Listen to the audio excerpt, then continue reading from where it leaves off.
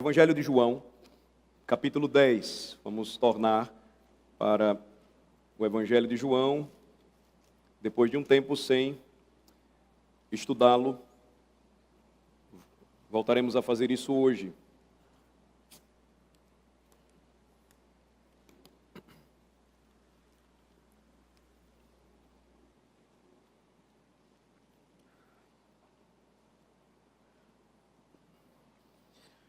Uma breve revisão para que a gente se situe, para que a gente se localize aqui. Jesus vai usar uma figura muito comum, muito conhecida da época, a figura do aprisco ou redil, das ovelhas e de seu pastor, dos salteadores ou ladrões que tentavam roubar essas ovelhas e de um porteiro ou um guarda do aprisco, que era o lugar onde os pastores normalmente deixavam suas ovelhas em segurança quando traziam suas ovelhas dos pastos, a fim de que nem feras, nem ladrões ou salteadores pudessem tomá-las. Jesus vai usar essa linguagem a partir do versículo de número 1 do capítulo 10, para fazer um contraste com aquilo que ele vinha abordando nos capítulos anteriores, e vai fazer uma comparação muito importante aqui. Ele vai mostrar que, na verdade, quem agia de forma parecida com lobos ou salteadores ou ladrões de ovelhas eram os fariseus ou os escribas de seu tempo, porque eles não eram autorizados a entrar pela porta das ovelhas, mas eles tentavam fazer isso de forma oculta, pulando os seus muros. Normalmente os apriscos eles não tinham cobertura, mas eles tinham apenas um cercado e uma porta. E só tinha acesso ao aprisco ou ao redil das ovelhas aqueles que o porteiro deixava acessar. Então Jesus vai usar essa linguagem e ele vai mostrar que as ovelhas elas têm uma reação diferente quando elas reconhecem a voz do seu pastor, mas não reconhecem a voz do ladrão ou do mercenário. Eu vou ler novamente para os irmãos, do versículo 1 ao 10. Prestem atenção. Em verdade vos digo que não entra pela porta do aprisco das ovelhas, mas sobe por outra parte, esse é ladrão e salteador. Aquele, porém, que entra pela porta, esse é o pastor das ovelhas. Para este o porteiro abre, as ovelhas ouvem a sua voz. Ele chama pelo nome as suas próprias ovelhas e as conduz para fora. Depois de fazer sair todas as que lhe pertencem, vai adiante delas e elas o seguem porque lhe reconhecem a voz. Mas de modo nenhum seguirão o estranho. Antes fugirão dele porque não conhecem a voz dos estranhos. Jesus lhes propôs esta parábola, mas eles não compreenderam o sentido daquilo que lhes falava. Jesus, pois, lhes afirmou de novo: em verdade vos digo, eu sou a porta das ovelhas. Todos quantos vieram antes de mim são ladrões e salteadores, mas as ovelhas não lhes deram ouvido. Eu sou a porta, se alguém entrar por mim, será salvo. Entrará e sairá e achará pastagem. O ladrão vem somente para roubar, matar e destruir. Eu vim para que tenham vida e a tenham em abundância. Nós vimos então que existem diferentes portas, aqui mencionadas por Jesus. No versículo de número 1, aquela que é chamada a porta do aprisco, que dá acesso a ele. No versículo 7, o que Jesus vai chamar de a porta das ovelhas. E no versículo 9, uma referência que ele faz a si mesmo como a porta da salvação, o acesso à salvação, quando ele diz, eu sou a porta.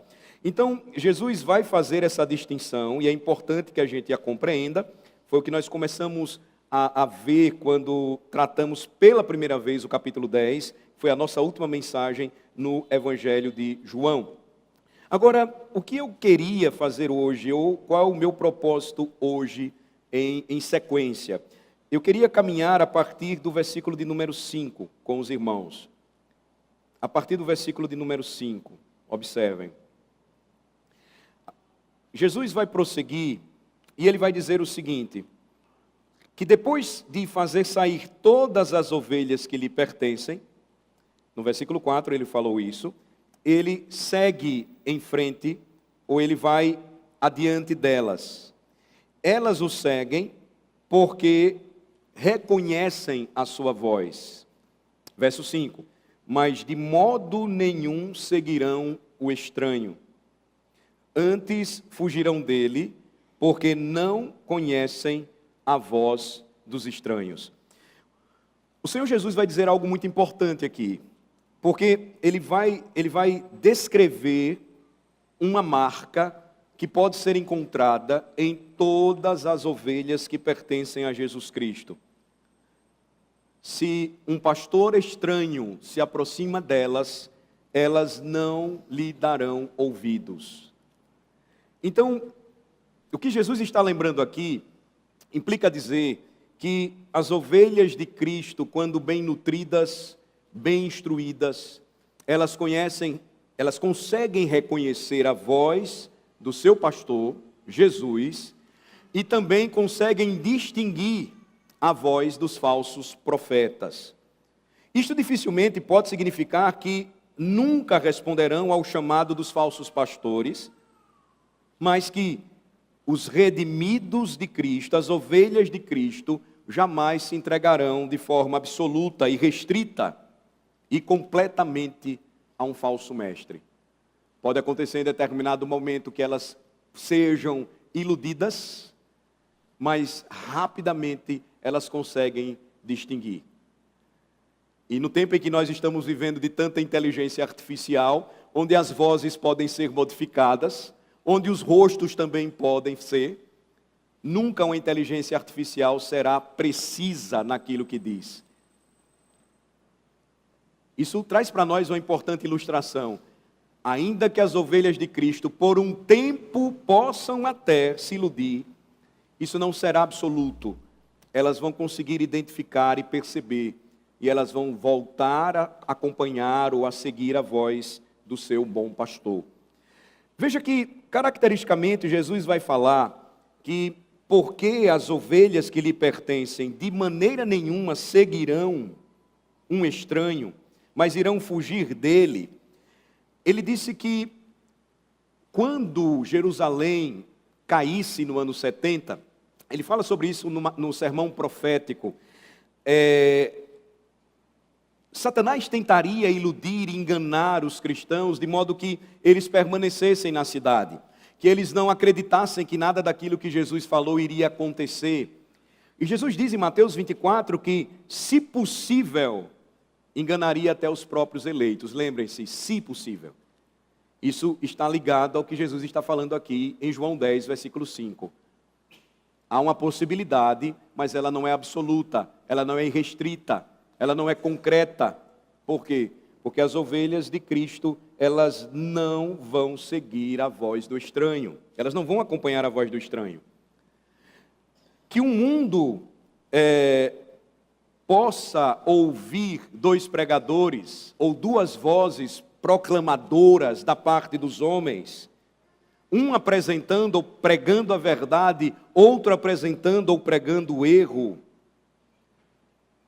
Se aquele que ouve não é ovelha de Cristo, não conseguirá identificar a verdade da mentira.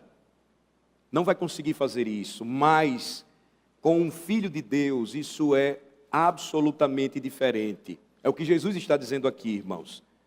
Ele pode ser um bebê em Cristo, ele pode estar ainda engatinhando, dando seus primeiros passos na fé. Ele pode não ter habilidade em disputas teológicas, mas por instinto, a ovelha de Cristo sempre irá identificar aquilo que está errado. E vai passar a ouvir e a seguir a voz do seu pastor. Agora, por que isso acontece? E essa é uma verdade que João vai desenvolver melhor quando ele escreve a sua primeira carta. Marquem João capítulo 10 e examinem, por favor, 1 João, a primeira carta de João, capítulo 2. Primeira carta de João, no capítulo 2. O apóstolo vai dizer por que o Filho de Deus, a ovelha de Cristo, ela não se deixa levar pela voz do estranho. Veja, capítulo 2, versículo 18, em diante. 1 João capítulo 2, versículo 18. Filhinhos, já é a última hora, e como ouvistes que vem o anticristo, também agora muitos anticristos têm surgido, pelo que conhecemos que é a última hora. Eles saíram de nosso meio, entretanto, não eram dos nossos, porque se tivessem sido dos nossos, teriam permanecido conosco. Todavia, eles se foram para que ficasse manifesto que nenhum deles é dos nossos. Qual é o diferencial? Veja o versículo 20. E vós possuís unção que vem do santo, e todos tendes conhecimento. Porque uma ovelha de Cristo, por mais jovem que seja, ela consegue rejeitar a voz do estranho, identificar que ali não é a voz de Cristo, porque é habilitada pelo Espírito Santo e recebe a unção que vem do Santo. E isso deve ser motivo de gratidão para todo aquele que é uma ovelha de Jesus. Por quê? Porque o Senhor, mesmo por seu Espírito, nos deu a capacidade de discernir, de separar a verdade do erro. A gente às vezes pode não conseguir explicar com detalhes, pode não ter habilidade de tratar com um falso profeta, mas porque nós temos essa unção, essa bênção espiritual dada por Jesus Cristo, nós sabemos que é errado, então nós não seguimos. Veja, isso é precioso. Isso lembra que não é algo inerente a nós, mas é um presente de Deus para o seu povo. Jesus fala isso porque ele está propondo uma parábola para os seus ouvintes naquela época. Voltem para João 10, por favor. No versículo 6, então, o apóstolo vai dizer: Jesus lhes propôs esta parábola, mas eles não compreenderam o sentido daquilo que lhes falava. Vocês percebem o contexto? Jesus vem dizendo assim, olha, depois de fazer sair todas elas do aprisco, vai adiante delas, e elas o seguem porque lhe reconhecem a voz, mas de modo nenhum seguirão o estranho, mas estes não compreenderam o sentido daquilo que lhes falava. Veja o contraste aqui que Jesus aponta. Ele vai trazer à tona o exato reverso do que estava diante dele, diante de nós, no capítulo anterior. O que foi que nós aprendemos? Jesus estava diante dos religiosos de seu tempo, estava defendendo a sua divindade, a sua missão como Cristo. Jesus curou um homem cego de nascença, fato inédito na história da humanidade. Mas ainda assim, o que estava diante dos olhos daqueles homens não fazia com que eles acreditassem. E eles diziam: ele blasfema, ele tem demônio, ele é um enganador, ele é um charlatão. Aqui no capítulo 10, então, veja o que nós estamos aprendendo. Jesus fala no versículo anterior que as suas ovelhas não seguem o estranho. Por quê? Porque elas têm um discernimento dado por Cristo para identificar espiritualmente o que é verdade e o que é erro. E aqui Jesus agora faz uma ilustração muito séria, apontando para aqueles que não são suas ovelhas. Ele vai dizer no versículo de número 6, esses homens são incapazes de entender a verdade, ainda que a verdade seja claramente explicada para eles. O fato é que eles estão cegos. Os fariseus não conseguiam enxergar. Eles eram totalmente incapazes de perceber o significado das palavras do Senhor Jesus. E, do mesmo modo, aqueles que não foram salvos, ainda hoje, se encontram na mesma situação. Eles podem ter uma boa educação, eles podem ser bíblica e teologicamente bem treinados, mas se não nascerem de novo, a palavra de Deus permanecerá como um livro selado para os seus corações. Eles não vão entender nada. Nada disso vai fazer sentido para as suas almas. Nada disso vai fazer sentido para os seus corações. Jesus então segue, observem o versículo 7, e ele vai novamente afirmar: em verdade vos digo, eu sou a porta das ovelhas. Aqui ele vai fazer a primeira distinção entre a porta do aprisco, que dava acesso às ovelhas, e o que ele chama de a porta das ovelhas, aplicando a si mesmo. Esta última porta, Jesus está querendo dizer aqui, era o caminho designado por Deus, por meio do qual Cristo acessou a fé judaica, como um verdadeiro judeu, fazendo um contraste com os religiosos de seus dias, com os falsos pastores de Israel. Ele vai questionar a conduta deles. Por quê? Porque eles não estavam sendo fiéis no compromisso com os seus ofícios. A porta das ovelhas, Jesus diz aqui no versículo 7, era ele mesmo, o próprio Cristo. Era por meio dele que os judeus iriam sair do judaísmo e acessar uma nova fase da vida do povo de Deus, uma nova era, chamada de era cristã. Jesus então está dizendo aqui que não veio para restaurar o judaísmo, mas para conduzir as suas ovelhas para si mesmo. Por isso ele diz, eu sou a porta das ovelhas. E aí você tem uma ilustração impressionante a respeito do que Jesus está falando aqui, que eu usei na liturgia desta manhã para nós. Voltem para Êxodo 33, vamos para lá. Êxodo capítulo 33, por favor.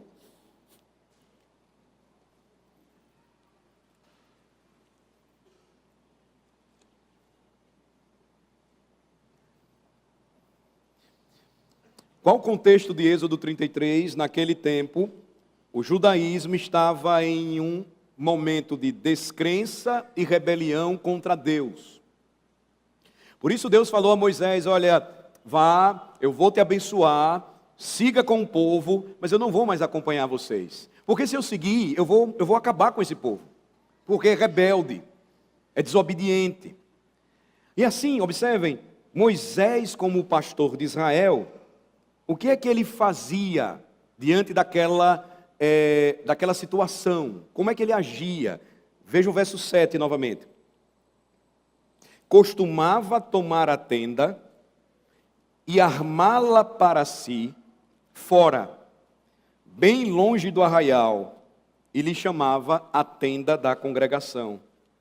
Todo aquele que buscava ao Senhor, saía à tenda da congregação, que estava fora do arraial, fora do acampamento. Então, os que desejavam realmente buscar ao Senhor, precisavam deixar o arraial, precisavam deixar o acampamento, precisavam deixar o aprisco. Eles precisavam deixá-lo para encontrar o pastor de Israel.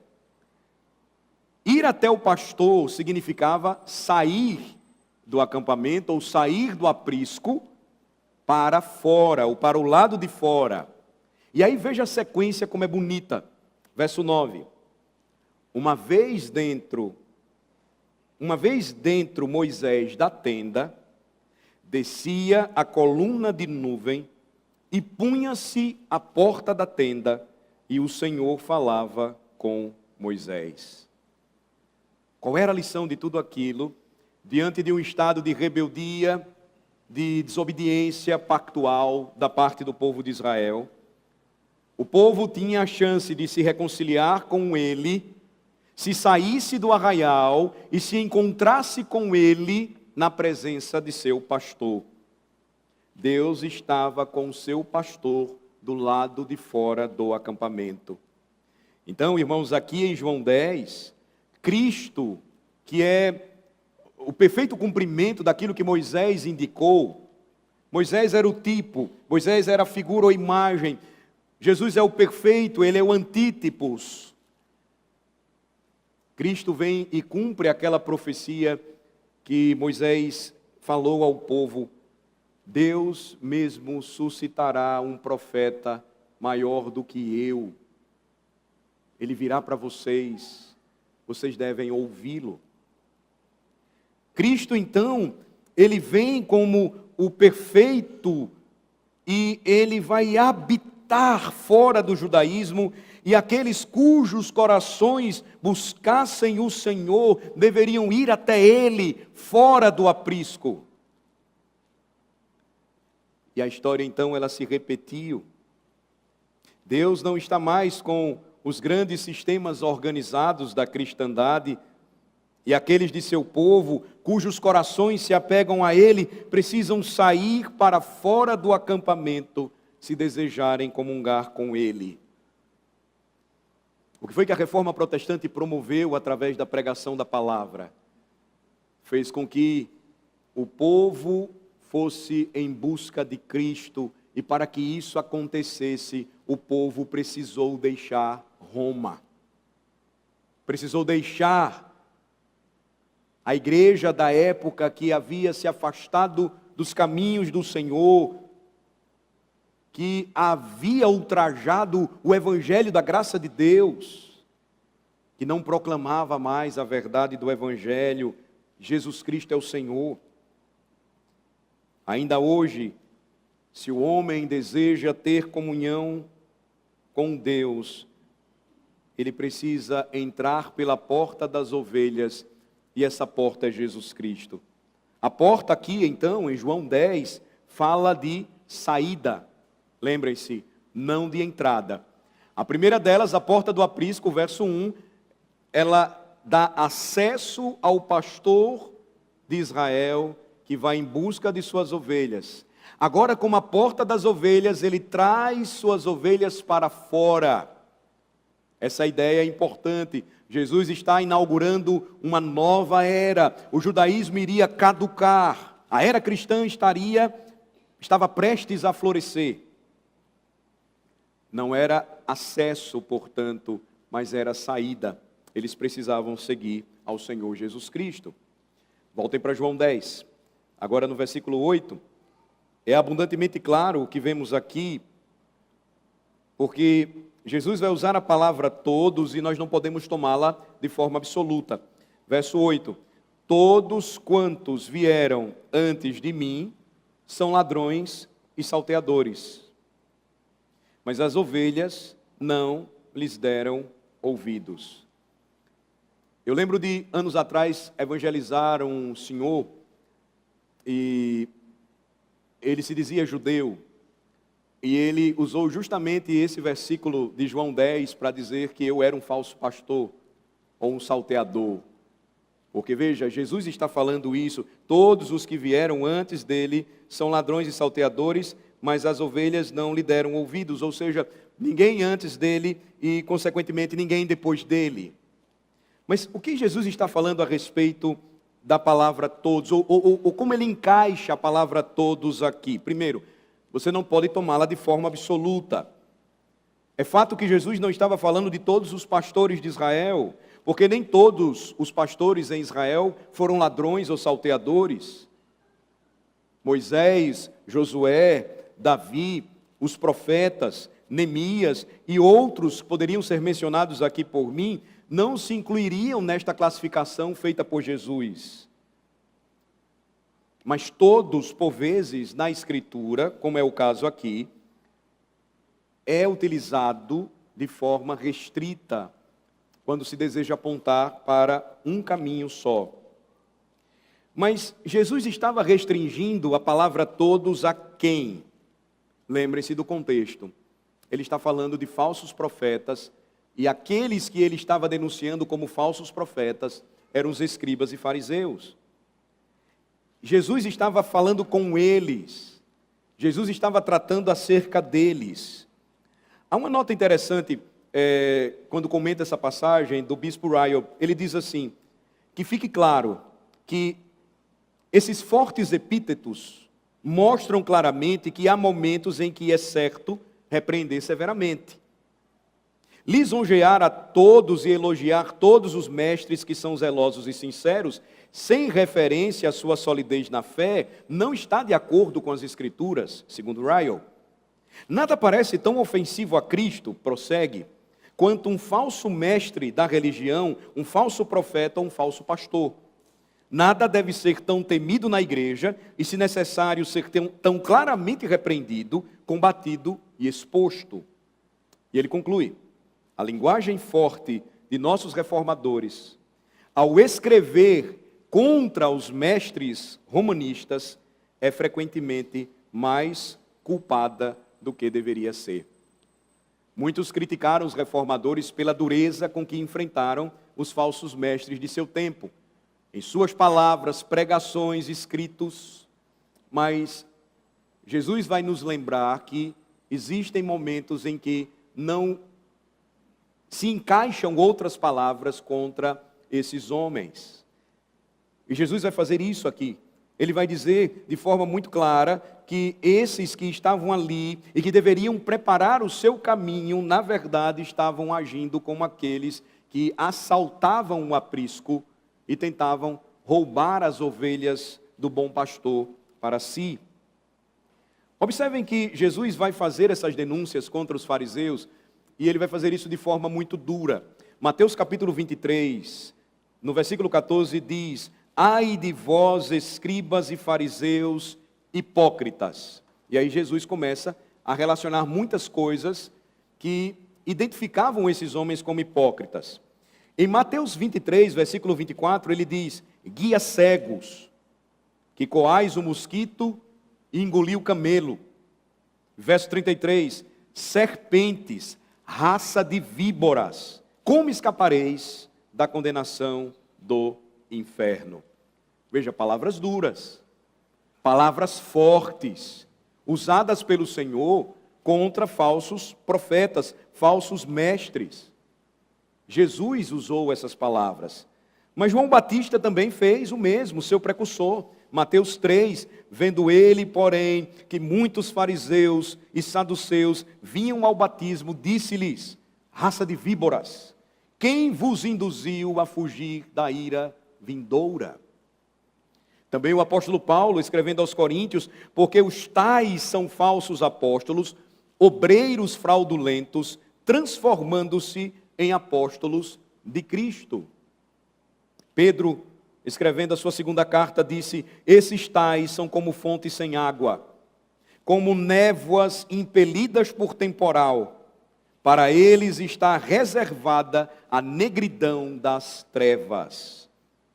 E por fim, Judas, uma das cartas mais duras contra os falsos profetas que nós temos no Novo Testamento.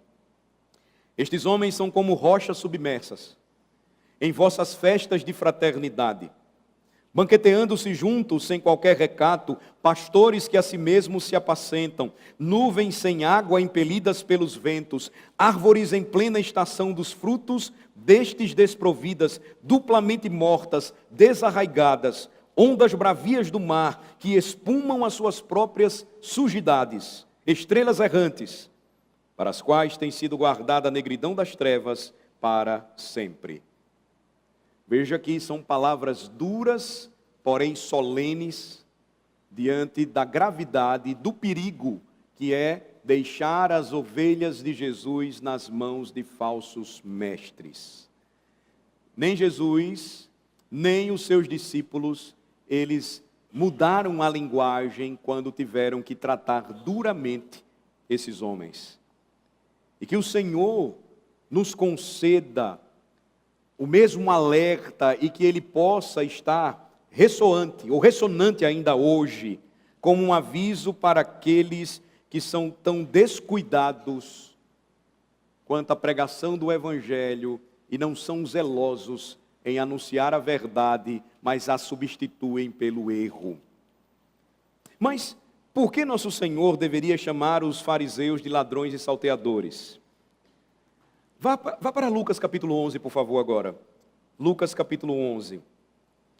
De onde Jesus extraiu essas palavras, ou onde ele fundamentou o que ele disse? Onde estava a propriedade dessas denominações, né? Porque ele denominou os fariseus e escribas de ladrões e salteadores. Eu acredito, irmãos, que Lucas capítulo 11 lança a luz sobre essa questão. Veja o versículo 52, precisamente falando. Lucas 11, 52. Ai de vós, intérpretes da lei, porque tomastes a chave da ciência, a chave do conhecimento. Contudo, vós mesmos não entrastes e impedistes os que estavam entrando. Jesus aqui está fazendo uma referência a esse acesso à porta das ovelhas, que é Ele. Vocês nem estão entrando e também estão impedindo que as ovelhas possam entrar, porque vocês tomaram a chave da ciência, do conhecimento, e como intérpretes da lei, vocês não estão apontando o evangelho para mim. É curioso isso, porque as ovelhas de Cristo sempre conseguem perceber no ensino e na proclamação da palavra, se no final de tudo, essa porta das ovelhas ela está sendo apresentada, se a porta da salvação ela está sendo ofertada, ou se algum outro caminho ou opção está sendo oferecido. Veja que Jesus vai chamá-los de ladrões e salteadores, porque eles seguram o conhecimento, mas eles não querem transmiti-lo corretamente. Jesus vai condenar a prática dos escribas e fariseus, porque eles se tornaram pastores de si mesmos e eles estavam usando as ovelhas de Jesus para benefício próprio. Nada diferente do que nós temos visto hoje. Grandes e pomposos ministérios, liderados por homens que atraem tudo para si e trabalham fortemente a sua imagem e buscam cada vez mais seguidores e fama e poder, mas não proclamam a Cristo e não apontam para a verdadeira salvação que as ovelhas só vão encontrar em seu Redentor. Eles usam as ovelhas, eles as dominam para si. As igrejas passam a pertencer a eles. Não é um centro de adoração e devoção ao Senhor de toda a terra. Lucas 11, irmãos, deve ser comparado com uma passagem paralela. Veja, compare Mateus 23 agora com o que vocês viram comigo em Lucas 11. Mateus 23, no versículo 13. Veja que a linguagem é muito parecida e ela se harmoniza nesses dois evangelhos ao que nós estamos vendo em João 10. Jesus vai dizer que os fariseus eram ladrões na medida em que tomaram posições que não tinham direito de ocupar. Exerceram uma autoridade que não lhes pertencia justamente e exigiram ilegalmente uma submissão e sujeição às quais não podiam estabelecer nenhuma reivindicação que fosse válida.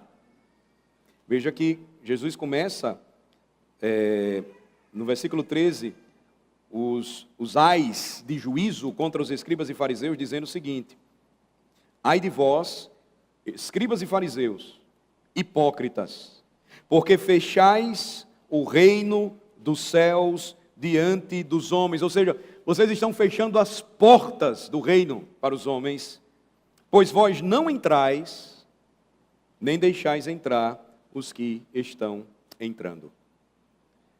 Jesus então está claramente usando aquela linguagem de João 10 para exortar os escribas e fariseus com respeito aos seus pecados. E nada é mais grave do que para um mestre ou pregador impedir o acesso ou a entrada do reino dos céus para as ovelhas de Jesus. Aí você pode me dizer, mas pastor, mas a salvação não é pela graça? Não é o Senhor que salva? Como é que um pregador ele pode então impedir o acesso das ovelhas de Cristo ao reino? Jesus nos lembra que isso é possível, obviamente não fugindo da sua soberania e governo, quando esses homens eles ensinam o erro. Eles trocam a verdade pela mentira. A necessidade de reforma e avivamento em nossos dias, irmãos, hoje, ela é tão urgente, porque é o que nós estamos vendo. Em lugar da pregação genuína do Evangelho, o que é que nós estamos percebendo? Há uma substituição da palavra pura e simples do Evangelho, que aponta o caminho para os pecadores, e uma outra mensagem que vai fazer com que as pessoas não enxerguem a necessidade de arrependimento e fé. Não enxerguem a realidade do céu e do inferno. Não priorizem aquilo que deve ser realmente prioridade para as suas vidas. Isso fecha as portas do reino.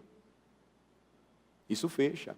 O falso ensino impede que as ovelhas de Cristo acessem a porta das ovelhas. Não é assim que acontece quando nós encontramos uma igreja fiel? Não é assim a história sempre que se repete? Como eu nunca tinha ouvido falar sobre isso? Como eu nunca tinha escutado a respeito dessa mensagem e sempre esteve aqui, mas nunca foi ensinado para mim? A história se repete. E Jesus está tratando sobre isso com aqueles homens. Você ainda pode perguntar, e existiria, pastor, distinção lá em João 10 entre ladrões e salteadores? Vamos voltar para lá. João capítulo 10, no versículo em questão, versículo 8, você tem duas palavras aí. A primeira delas, para ladrão, na língua grega, é kleptes. De onde vem o cleptomaníaco, né? Do klepto, ladrão, o que tem mania de roubar. É pecado roubar, né? Mas aí se chama mania de roubar. Mas é o kleptes. Salteador é o lestes. E é traduzido melhor como um salteador e não literalmente como um ladrão. Porque existe uma diferença aqui. Qual é a diferença? O kleptes ou o ladrão, ele sempre está... A sua ação está ligada a um ato de furtividade, de furtar algo. O lestes já é aquele que rouba com violência. Por isso que a nossa tradução prefere a palavra salteador, porque ele vai e ele toma algo de alguém, mas ele faz isso violentamente. Jesus vai associar os fariseus a essas duas palavras, ou seja, eles tanto são furtivos como violentos. E o Senhor vai usar a combinação dessas duas palavras mais à frente para dizer que eles vão refletir aquilo que é o anticristo. Ele vem para roubar, matar e destruir. Então, você tem essas duas palavras, Jesus vai aplicá-las claramente a esses homens, e aí você vai ver que isso identifica um falso profeta, um falso mestre. Ele chega ao ponto até de matar a própria ovelha de Jesus, com o seu falso ensino. Ele pode levar a isso. E ele pode passar anos apenas agindo de forma furtiva, tirando tudo o que pode, tudo o que ele conseguir sugar dela. Verso 9, João capítulo 10. Esse é um dos versículos mais conhecidos de João capítulo 10. O verso 9.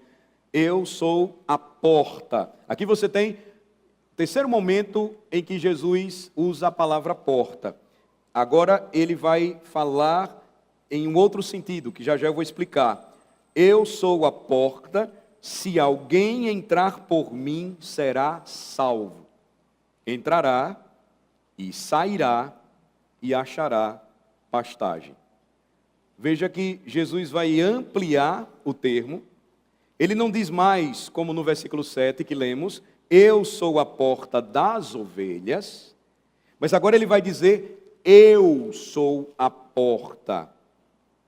E imediatamente segue dizendo: se alguém entrar por mim, será salvo. Porque Jesus, ele muda a sua linguagem. É importante a gente pensar.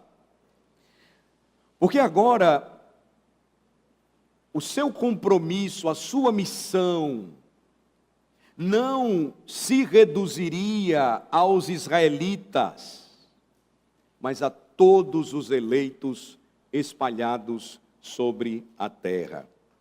Ele estava conduzindo para fora do judaísmo os israelitas eleitos, até o ponto em que nós lemos o versículo 7, e ele diz: eu sou a porta das ovelhas, eu vim para cumprir tudo que o judaísmo falou sobre mim, mas ele não precisa mais continuar, porque cumprindo-se em mim, agora uma nova era será inaugurada, e eu tenho nações para conquistar, não somente Israel.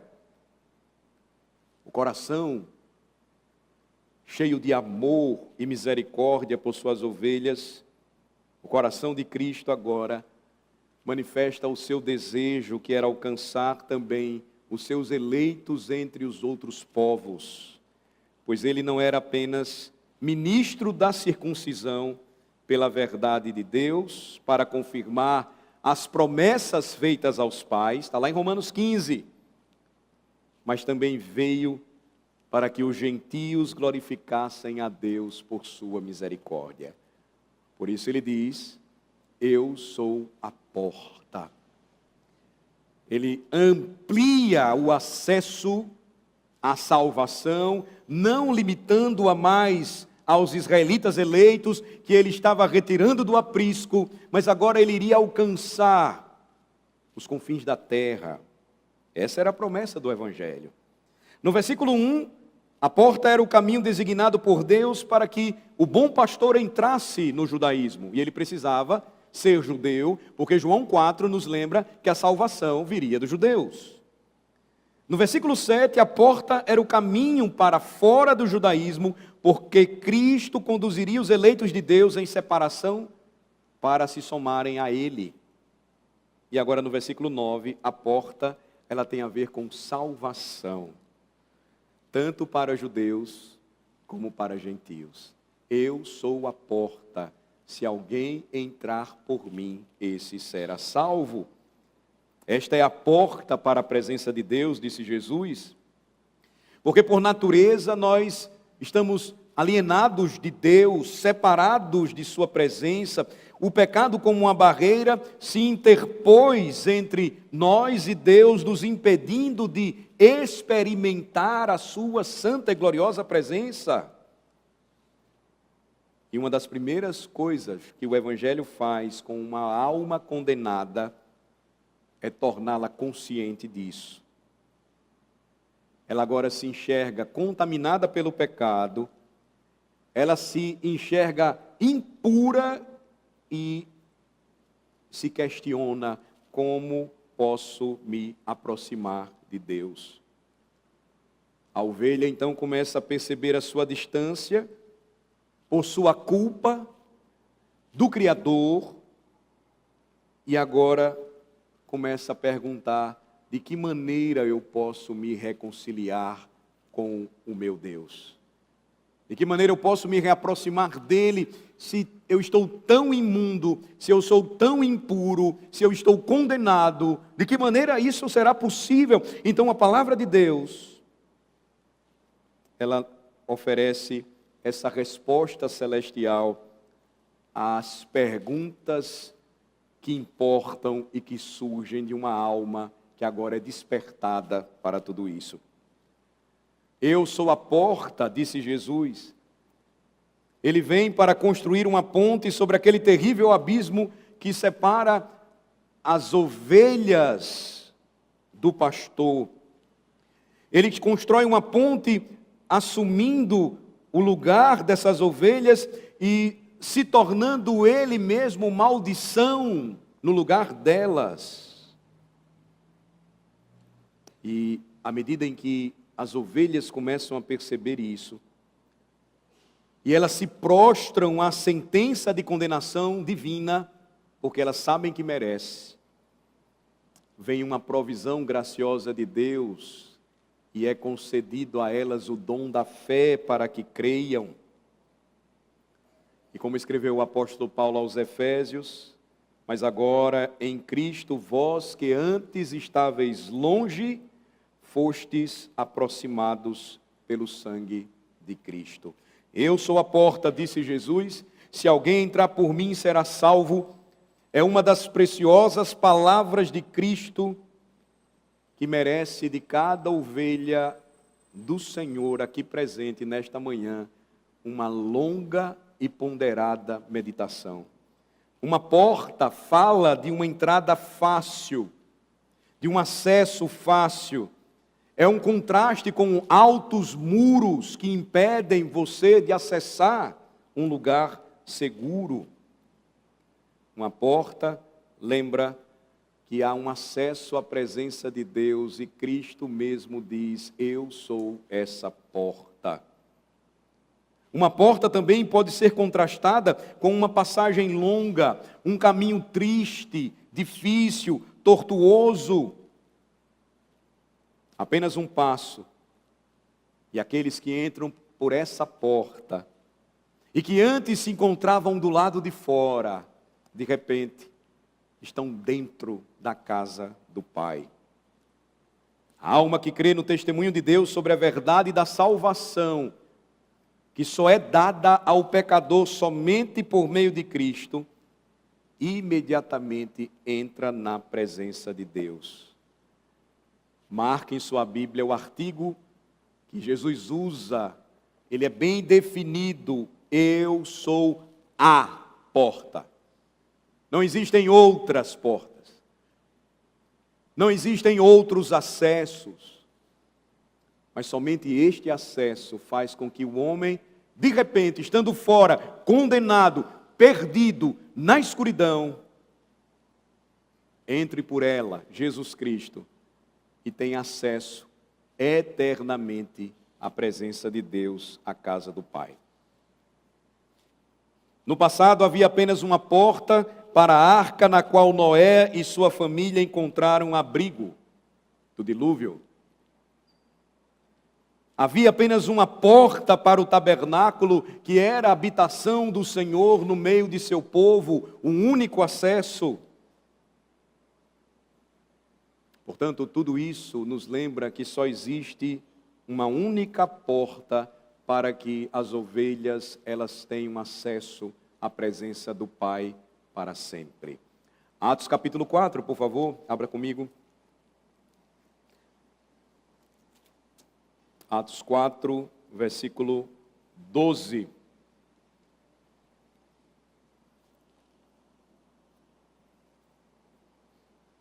E não há salvação em nenhum outro, porque abaixo do céu não existe outro nome dado entre os homens, pelo qual importa que sejamos salvos. Apenas uma porta para a presença do Pai, e esta porta é Jesus Cristo. Por isso ele disse: eu sou a porta, se alguém entrar por mim, este será salvo. E novamente, eu sou o caminho, disse Cristo, ninguém vem ao Pai senão por mim. A pergunta mais importante para a sua alma nesta manhã é esta que vem dessa declaração de Jesus: você entrou por esta porta. Lembre-se, ela não é para ser vista e admirada, ela é para ser usada. Você nem precisa bater, a porta está aberta, aberta para qualquer homem que entrar. Pois Lucas nos lembra, no capítulo 13, que logo em breve esta porta estará fechada. Pois o presente dia da salvação será seguido pelo grande dia do juízo e da ira de Deus. Entre por esta porta enquanto há tempo. Pois quem diz isso é Jesus. Se alguém entrar por ele, por esta porta, será salvo. A figura da porta, irmãos, ela é interessante na Bíblia porque ela nos sugere o pensamento da morada para a qual é o meio de entrada. como venho dizendo.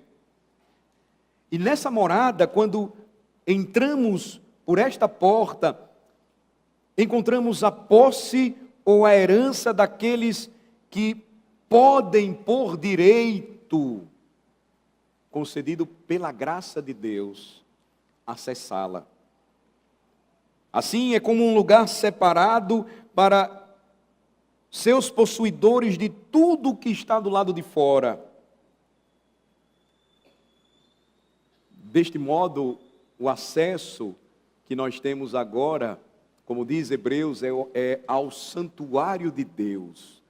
Através de Cristo, nós acessamos a presença de Deus. Tudo isso está conectado corretamente a uma porta, ou seja, a um único caminho, a uma única entrada. Por isso, nossa adoração ela deve ser cristocêntrica. Cristo é o centro, não o homem. Cristo é o centro, sua pregação, não a palavra do homem. Cristo é o centro e tudo o que Ele manda fazer, nós devemos fazer, porque são benefícios e bênçãos para aqueles que acessaram esta porta. Eu sou a porta, disse Jesus. Se alguém entrar por mim, será salvo. Veja que Cristo não falou, eu sou a porta, se alguém entrar, será salvo.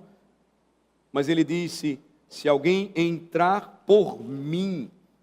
O homem não pode entrar por si mesmo, porque por natureza ele está morto em seus delitos e pecados. Desamparado, o homem se encontra sem Deus. Mas a intervenção divina, o seu socorro sobrenatural, faz então com que este homem seja desperto, tome consciência do seu pecado, receba fé como um presente para crer em Jesus Cristo e acesse a presença de Deus, entrando por Ele, que é a porta da salvação. Jesus vai dizer em João 15, que sem Ele nós não podemos fazer nada. Aos Filipenses, o apóstolo Paulo disse, porque a vós vos foi concedido em relação a Cristo, não somente crer nele, mas também padecer por ele. E veja, irmão, não é somente um fato na Bíblia, que ninguém pode vir a Cristo a menos que o Pai o atraia, mas também uma verdade do Evangelho, que ninguém pode vir ao Pai, a não ser que o Senhor Jesus Cristo o capacite. E aí você vai perceber como no versículo de número 16 de João 10, isso vai se tornar mais claro para nós quando passarmos por lá. Ainda tenho outras ovelhas, não deste aprisco. A mim me convém conduzi-las. Elas ouvirão a minha voz. Então haverá um rebanho e um pastor. As ovelhas entram pela porta para a presença de Deus, porque é o próprio Cristo, o bom pastor, que as conduz até o Pai. Veja como Jesus vai retratar isso de forma belíssima nos Evangelhos. Quando ele fala da ovelha perdida, em Lucas 15, ele diz, e quando a encontra, a ovelha perdida, põe-na sobre os ombros alegremente.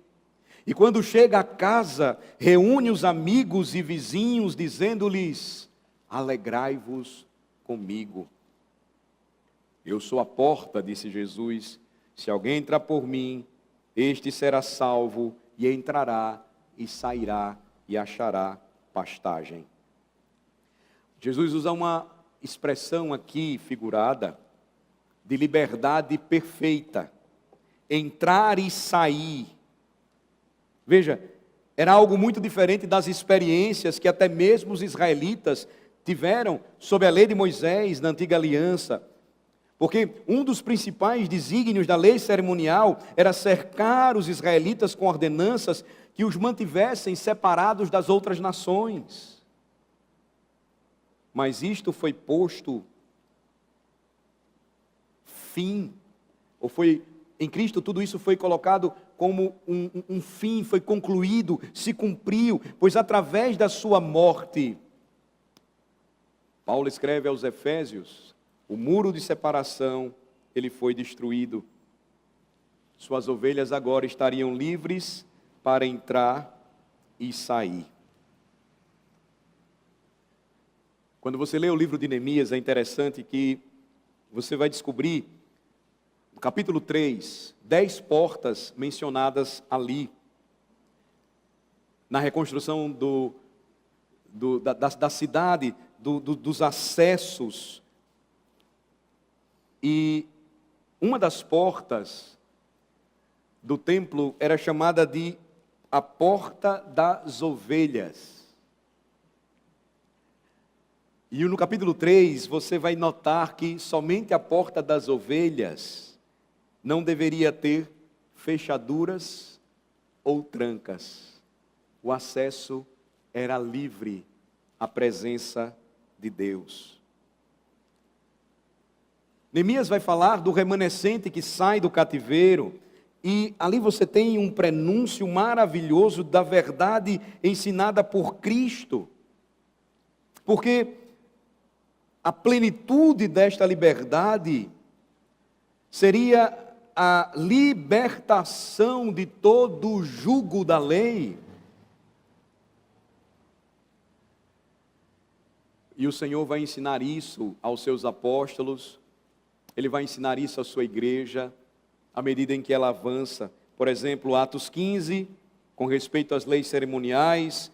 Atos 10, quando no terraço de Jope, o apóstolo Pedro é ordenado agora por Cristo, de que não existem mais barreiras, e aqueles alimentos que eram proibidos agora, ele poderia comê-los, porque o Senhor estava dizendo que eles não eram mais impuros.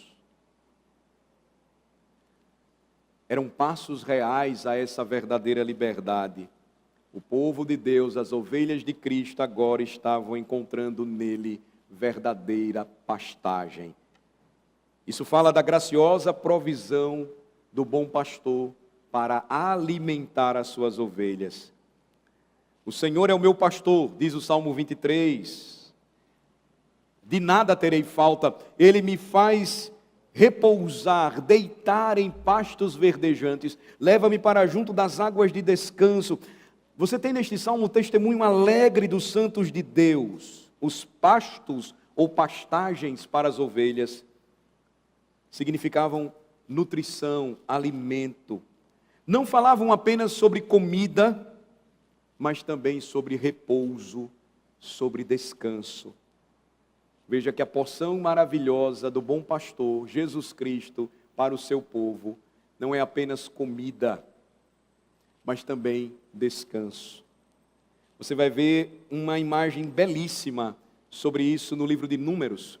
Números capítulo 10, versículo 33, diz assim, Números 10, 33. E partiram do monte do Senhor, caminho de 3 dias. E a arca da aliança do Senhor ia adiante deles, caminho de 3 dias, para buscar lugar de repouso para eles. O que a arca da aliança significava na antiga aliança para o povo de Deus? Era uma figura adorável do próprio Salvador. Em Números 10, ali você percebe a imagem daquela arca sendo conduzida pelos sacerdotes, 3 dias à frente, procurando lugar de descanso para o povo peregrino. Aqui você tem a figura do próprio Salvador, buscando lugar de descanso, pastagem para as suas ovelhas. Eu sou a porta, se alguém entrar por mim, este será salvo, e entrará e sairá, e achará pastagem. 7 verdades aqui eu gostaria de aplicar para a gente concluir o sermão de hoje sobre este versículo, o versículo 9. Primeiro, Jesus disse, eu sou a porta, não esqueçam. Ele quis dizer com isso que Ele é o único caminho para o acesso a Deus. Não há outro acesso à presença de Deus. Não há outra porta que possibilite ao homem esse acesso à presença de Deus, somente Cristo Jesus, porque Ele é a porta. Segundo lugar, aquele que entrar por mim. Cristo está dizendo que Ele é o único que tem poder para dar esse acesso, distribuí-lo para as suas ovelhas. Terceiro, se alguém entrar, o Salvador está dizendo que veio igualmente para salvar tanto judeus como gentios. Se alguém entrar, em quarto lugar, Cristo está falando que este é um ato de fé e somente entram por esta porta aqueles que creem que Ele é a porta da salvação. Quinto, será salvo o libertador da penalidade eterna, do poder e da presença do pecado. É a única porta de salvação para pecadores ainda hoje. Sexto, entrará e sairá. Cristo é o redentor de toda a escravidão humana, porque somente nele há verdadeira liberdade, pois aqueles que estão em Cristo, sendo nova criação, não são mais aprisionados ou escravizados por doutrinas dos homens ou suas tradições, mas vivem pela graça no poder do Evangelho. Sétimo, encontrará pastagem, achará pastagem. Não há outro provedor para o seu povo senão Jesus Cristo. Não há outra provisão que alimente a alma das ovelhas de Cristo senão aquela que Ele mesmo oferece, pois só Ele tem para nós as melhores pastagens. Finalmente, como é abençoador perceber, irmãos, o conteúdo deste versículo precioso, nos apresentando Jesus Cristo como uma antiga profecia feita por um grande pastor que o povo de Israel conheceu. Números 27, por favor, quero concluir com esta leitura. Números capítulo 27.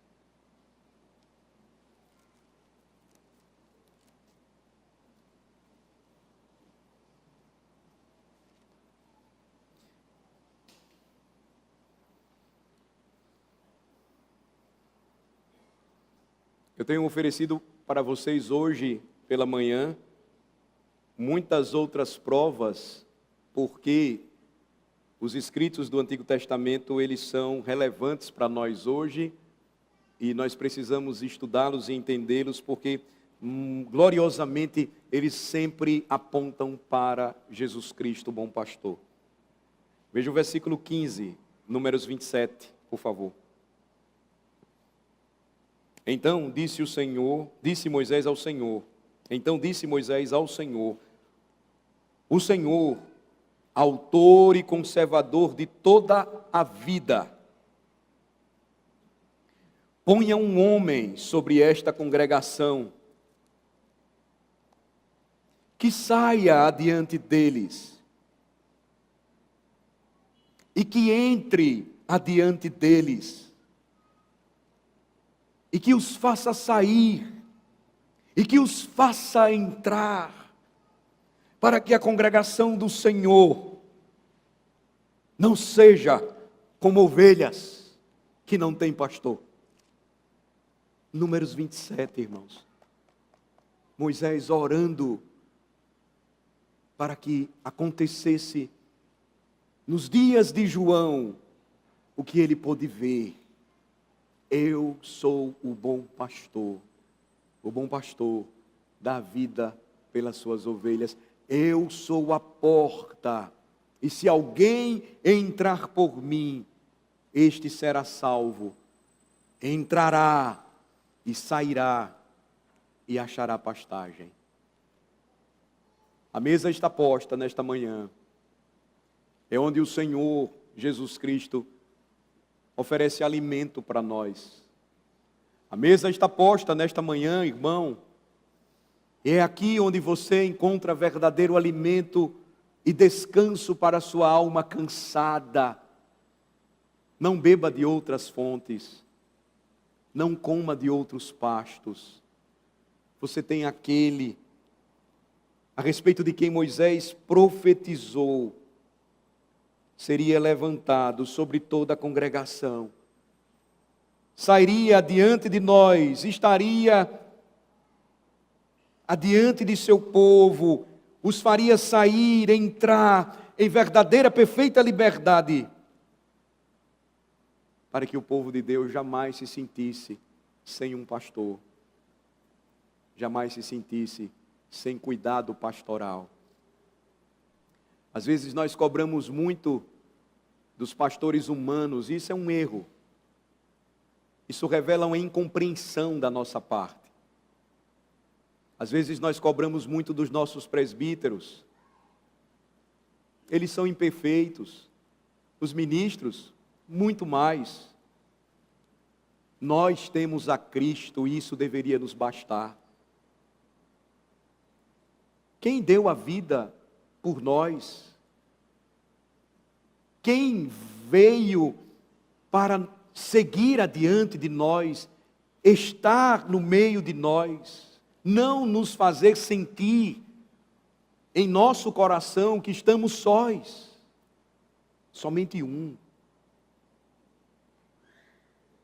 Homens não são portas para a salvação e nunca conseguirão fazer aquilo que só Cristo pode fazer por você. Quando a igreja compreender isso de uma forma mais profunda e sentir isso no âmago de sua alma, encontrará verdadeiro descanso, paz e repouso. Não desprezará dominicalmente o que o bom pastor tem oferecido para o seu povo. Não se sentirá jamais como ovelhas que não têm um pastor. Vamos orar. Te rendemos graças, Senhor, por Tua palavra.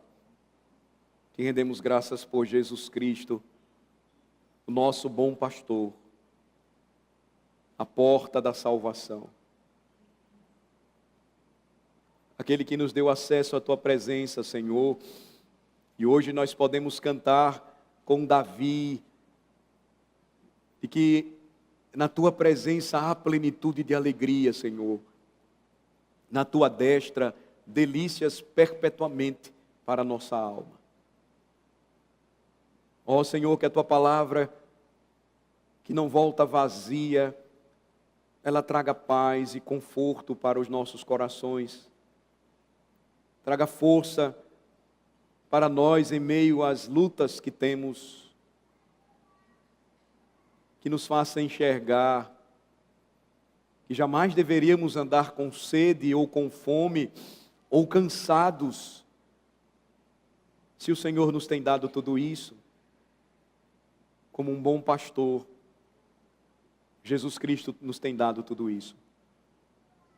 Que a Tua palavra, Senhor, ela transforme os corações.